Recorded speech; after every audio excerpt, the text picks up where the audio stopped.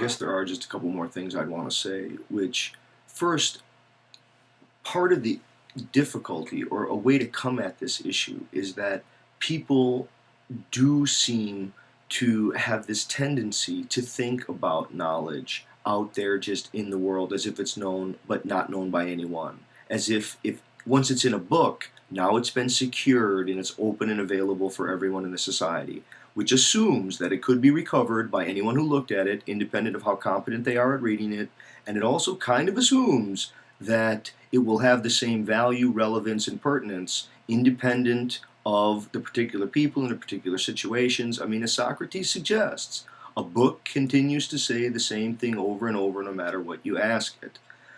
Okay.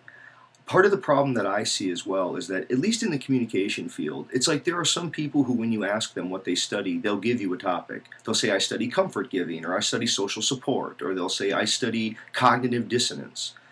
And I think this is very different than the way, just as an example, many people in philosophy or in the humanities would respond to the question. When they even get a what question, like what do you study, they'll say, well, I study Nietzsche, or I study Plato, or I'll study Martha Nussbaum, or whatever.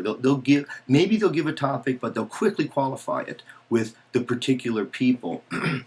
I think this is the same, when Marianne Wolf in her book, Proust and the Squid, when she writes, she maybe, and the whole time we know it's her, and yet, she's making claims, and I keep saying, well, this is what Marianne Wolf said, this is her argument, this is her claim, and we're now repeating it, but this is what she said at this point, in this book, this was the proposition that was made.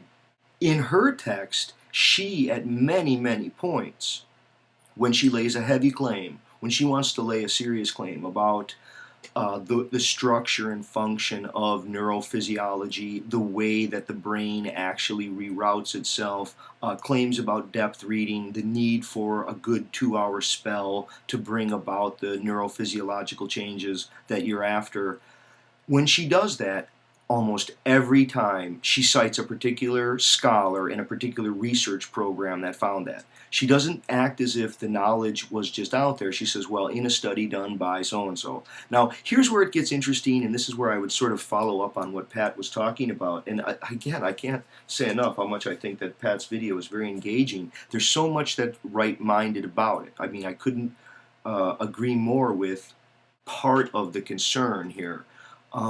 But here's an interesting little factoid. You can throw this out, and this was something that was overheard. So I don't know who the particular author or the speaker was. I'm not sure, but I overheard this at sort of cocktail party-like information at the conference. The research paper that has the highest number of authors, like on record, is a research paper that has around 800 authors on it. Now, try to think about that for a moment.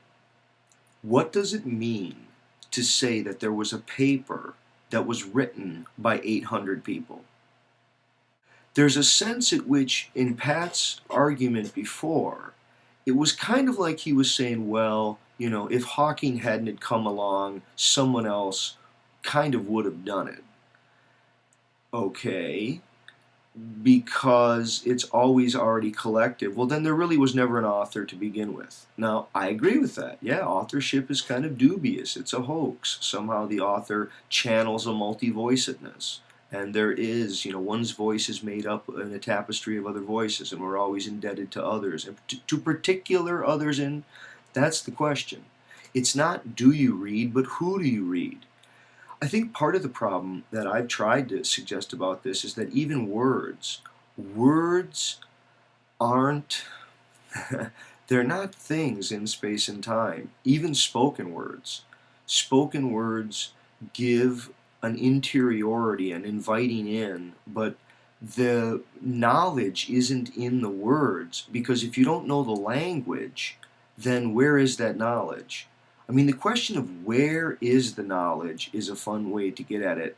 And maybe part of the problem is that, and here's, I think, where I'm fundamentally agreeing with Pat. So maybe part of the way to raise the question is, could it be that knowledge is never in an individual, but it's always between people? It's not in the world, but it's between people. And a person is a relation of many people because I'm who I was, who I am, and who I will be. And to that extent, I can have knowledge because I can relate to myself. And so maybe it is an issue of a misstatement in my original claim that there isn't knowledge independent of any particular knower. Its knowledge is in the relationship between knowers, and there's never knowledge outside of that circuitry. It's not just in the world. I think one last thing I want to say is this is maybe more the socio-political or the practical concern that I have about this claim. It's people seem to want to believe that that if they want to know something, they can look it up. And there's almost like a despisal of memorization, of learning and struggling to know, of struggling to reclaim, because there's a sense that the person says, well, look, if there's ever a situation under which I need or want to know that, I'll go look it up. I can get access. It's on the web probably. And they have this kind of orientation.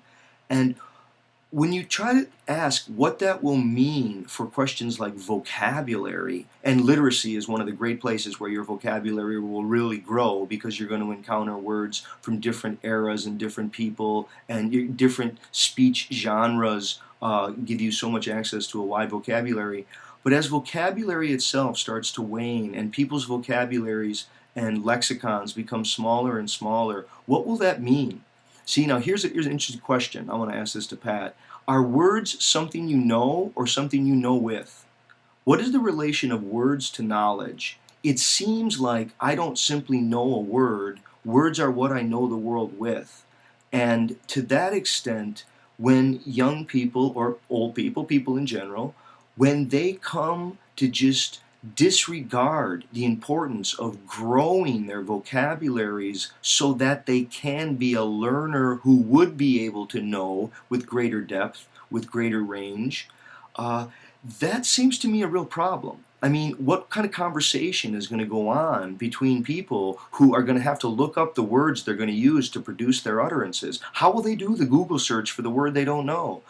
It starts to not make any sense. And there should be a concern about growing ourselves as knowers, and as knowers in relations to other. I think that's very right. It's in literacy and it's in the conversation of humanity, the ongoing dialogue.